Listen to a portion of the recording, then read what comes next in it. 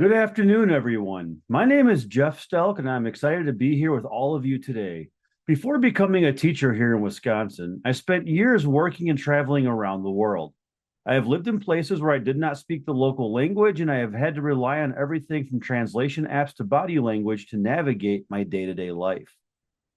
I am fluent in a few languages, but I encountered hundreds more on my journey, and every one of them taught me something new about communication, culture, and connection. That global experience has deeply influenced how I run my classroom. I work hard to make space for all cultures, not just during special events, but throughout the school year. I encourage my students to share their language, history, and traditions. Whether it is my native students leading us in songs or Spanish speakers teaching us basic vocabulary, I view culture not as a barrier, but as a powerful teaching tool. Today, I will share how we can create classrooms that celebrate that diversity while supporting the academic and linguistic growth of our English learners, using both research-backed strategies and lessons I have learned firsthand.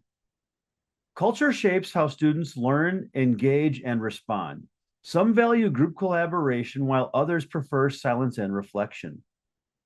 Cultural competence means recognizing these differences and adapting, not expecting students to conform to a single model of behavior. For example, I had a native student who rarely made eye contact or spoke in large groups, which some perceived as disengagement. But culturally, it was a sign of respect and a way to process their thoughts. When we recognize that students bring funds of knowledge from home, we stop labeling them by what they lack and start building on what they offer. Culture not only influences what students bring to the classroom, but it also shapes their experience within it. School culture can either affirm or silence students' identities.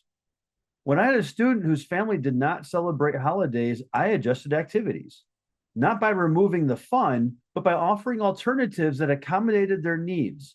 That flexibility allowed them to stay connected rather than feel isolated. Classrooms that support identity help accelerate language acquisition through trust, engagement, and relevance. I let my students teach us. During Native American Heritage Month, my Native students shared stories, songs, and even a few words in their languages.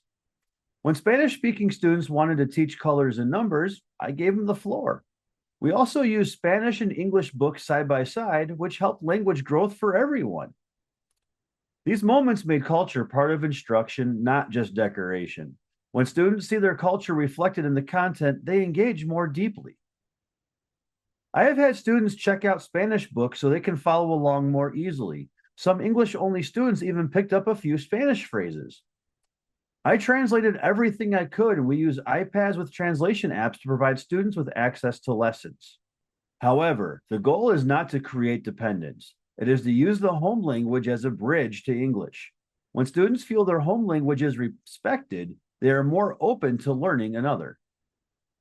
Not every EL fits the same mold. I have had students eager to jump in and others anxious to speak a word. We use visuals, sentence frames, iPads, and collaborative learning, but we also check in emotionally. One of my native students would not come to school on certain holidays due to historical trauma, and that mattered.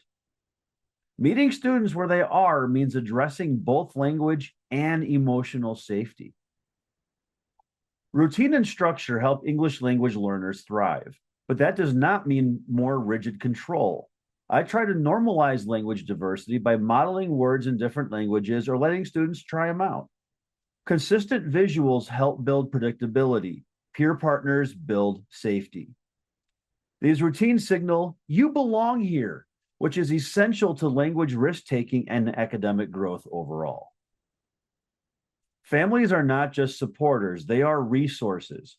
Many of my students' families bring deep cultural and linguistic knowledge that we can learn from.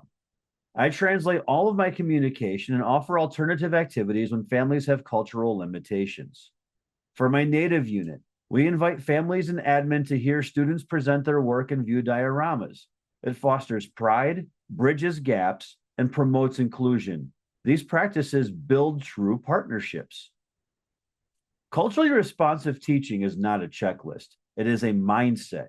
It requires asking questions, adapting with care, and never assuming a single right way to learn or participate.